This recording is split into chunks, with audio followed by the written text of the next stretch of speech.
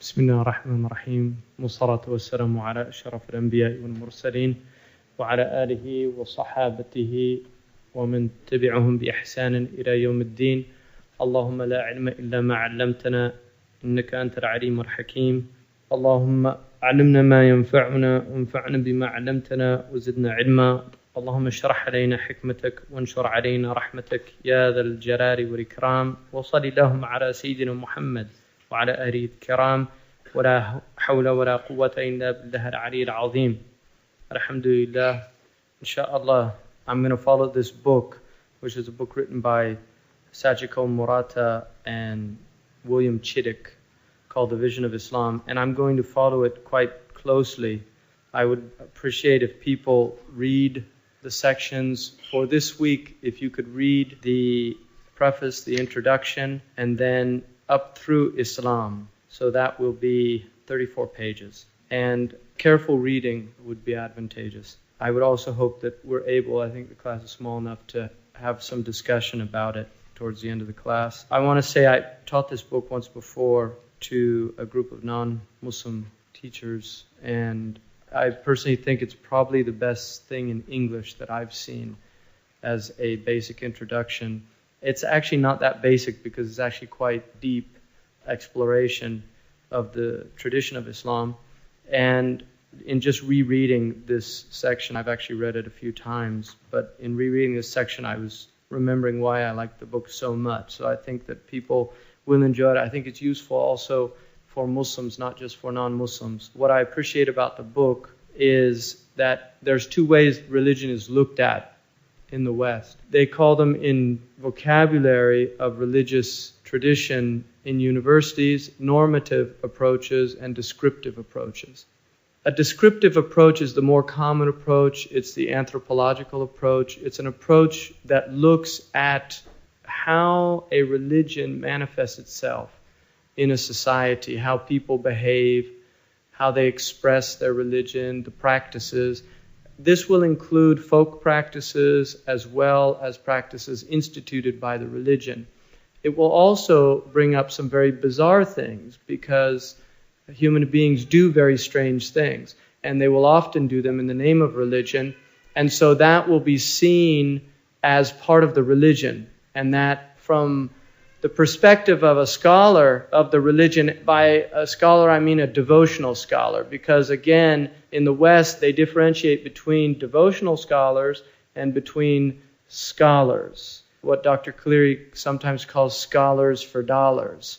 Those are people who earn their living in institutions, and so they will study something as a way of making their living, whether they believe in it or not. And so many people will teach religion that don't believe in religion. And they will tend, that perspective of religion will taint the way they teach the religion. And I went through a religious studies program at California University. There was an incredible difference for me between the classes that I took with somebody who was actually working within a tradition and was a believer in a tradition. He was a devout Catholic with a deep interest in Zen Buddhism, and the classes that were done by people that did not believe in religion. The type of approach that's taken by somebody that does not believe in religion, even if they're attempting to be objective, it will still taint their view of religion, and that's the nature of human beings.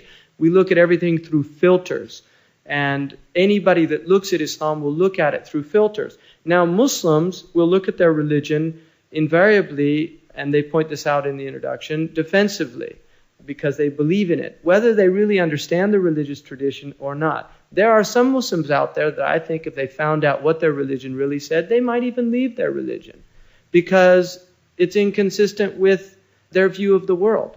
There are other Muslims, and I think it's the vast majority of them, that it will only strengthen their conviction in their religion the more they got to know their religion. There are some non-Muslims, if they studied Islam, they would convert to Islam. There are other ones, it will actually increase their belligerence towards Islam. And then there are other ones that they might not convert, but they will have a deep respect for the tradition. So everybody brings filters to whatever they look at. And they admit that in the introduction of the book.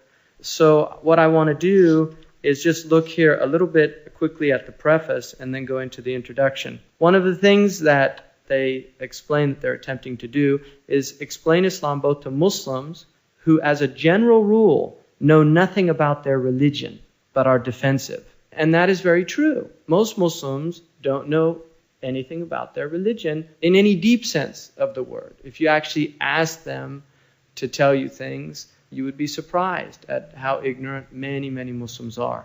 And then to Westerners who know nothing but are instinctively hostile.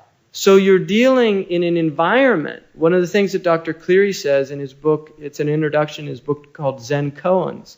He says that an American who believes him or herself to be liberal, open-minded, unprejudiced, will display the most extreme prejudices if asked about Islam, a religion that he probably knows absolutely nothing about, but immediately will begin to voice opinions about which, if he voiced them about something else, he would feel he was prejudiced, that it would be unfair to do that. So it's very interesting, the hostility that a lot of people have. There are many reasons for that hostility. There are historical reasons for that hostility.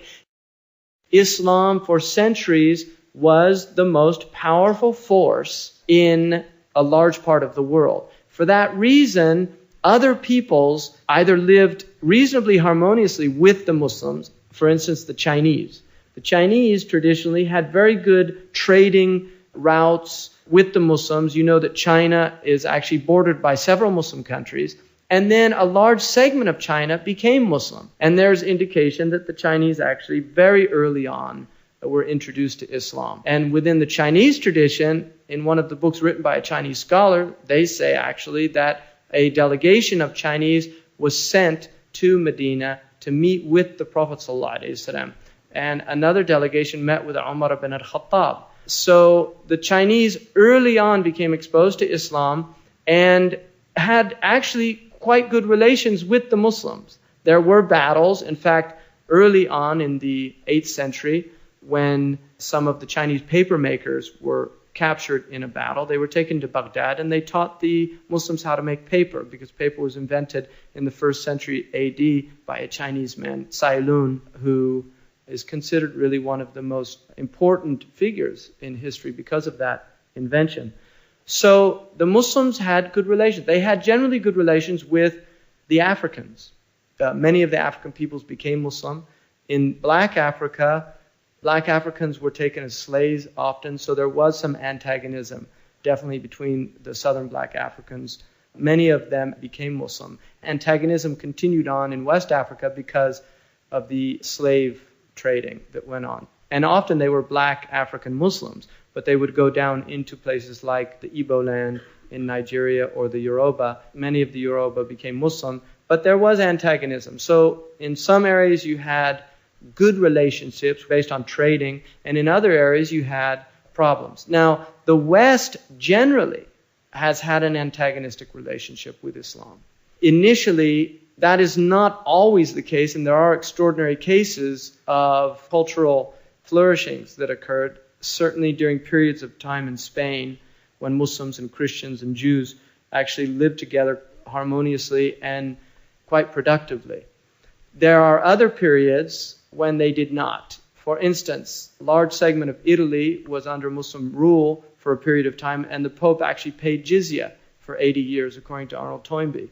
So there was a period when the Catholic Church was actually under the yoke of Islam. Islam went all the way up into the northern climates as far as Denmark. Vikings actually became Muslim. Vikings came down, fought against the Spanish Muslims and the Portuguese Muslims, were defeated, and some of them actually became Muslim, and others went back to Denmark, and some ended up staying in Spain and become the Normans, and they invade England.